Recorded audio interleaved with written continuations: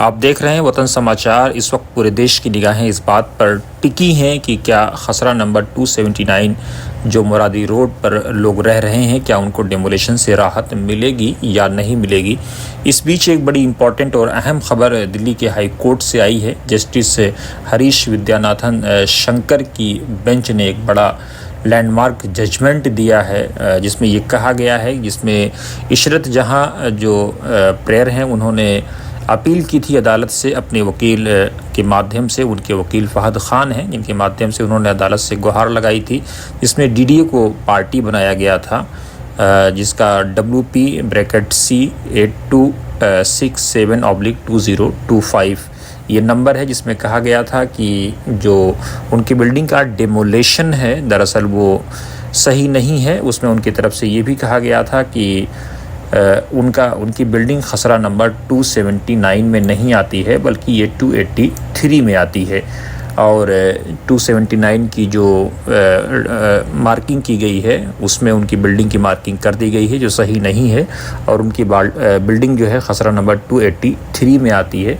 और ये बिल्डिंग जो है पूरी तरह से PM उदय, जो प्रधानमंत्री उदय स्कीम है, उसके अंडर में ये कवर्ड है। और साथ ही ये कंफर्म भी कर दी गई है DDA के सर्वे रिपोर्ट में, जो अभी तक जिसे रिकॉर्ड पर नहीं रखा गया है।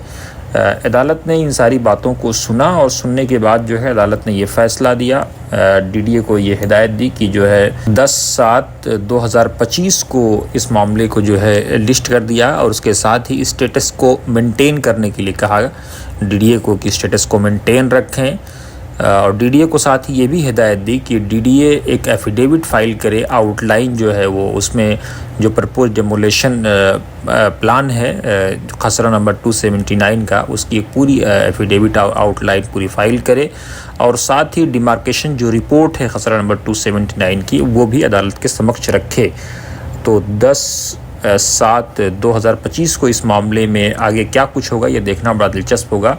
लेकिन फ़िल वक्त ये खसरा नंबर 279 से जो जुड़े लोग हैं उनके लिए एक राहत भरी खबर कही जा सकती है।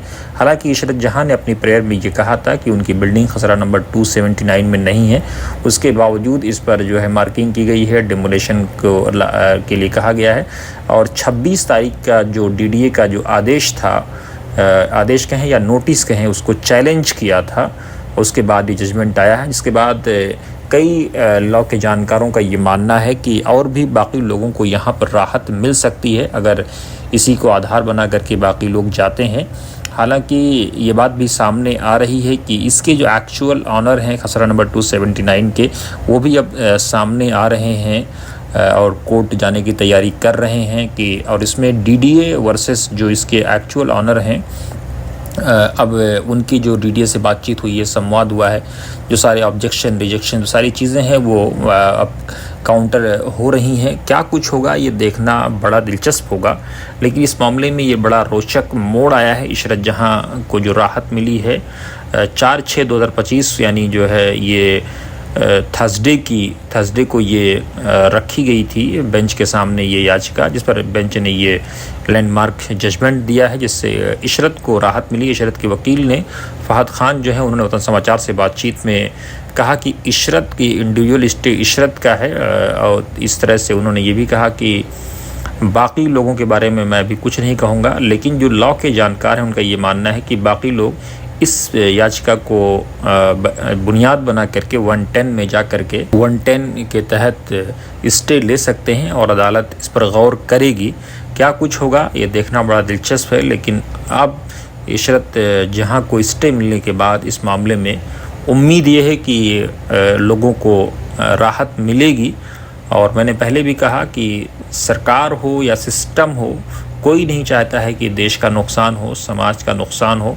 लोगों को चाहिए कि संवाद कायम रखें, शिष्टाचार है, संवाद है, बातचीत के दरवाजे खुले रखें, डेडलॉग और डायलॉग के अंतर को समझें।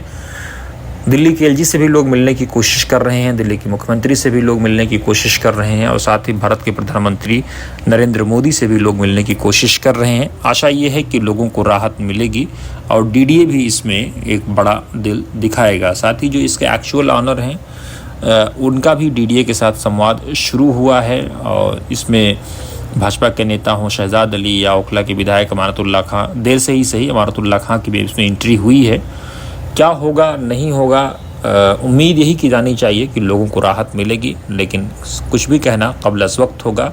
गेंद इस वक्त डीडीए के पाले में है। क्या ये पिटीशन जो इशरत जहां की तरफ से फ़ाइल की गई थी उस पर जो स्टे का ऑर्डर आया है, क्या ये और लोगों के लिए बुनियाद बन सकता है या नहीं बन सकता है, इस पर वकीलों को मंथन करना होगा, अदालत से बात करनी होगी और साथ ही डीडीए से भी बात करनी होगी। एक अहम सवाल ये भी है कि जो लोग एक्चुअल में इस खसरा नंबर 279 की ऑनरशिप का दावा कर रहे हैं, अगर वो अपना दावा साबित कर ले जाते हैं कोर्ट के सामने और उसमें डीडीए साबित करने में विफल होता है, तो ये भी एक बड़ा इंटरेस्टिंग विषय है कि क्या कोर्ट में ये लोग जो एक्चुअल में दावा कर रहे हैं क्या वो एक्चुअल ऑनर हैं भी या नहीं हैं, और अगर ये कोर्ट के समक्ष बात साबित हो जाती है तो यहाँ पर लोगों को बड़ी राहत मिल सकती है। लेकिन क्या होगा नहीं होगा, बने रहिए वतन समाचार के साथ। हर अपडेट्स के साथ हम हाजिर होंगे। आप देखते रहिए वतन समाचार।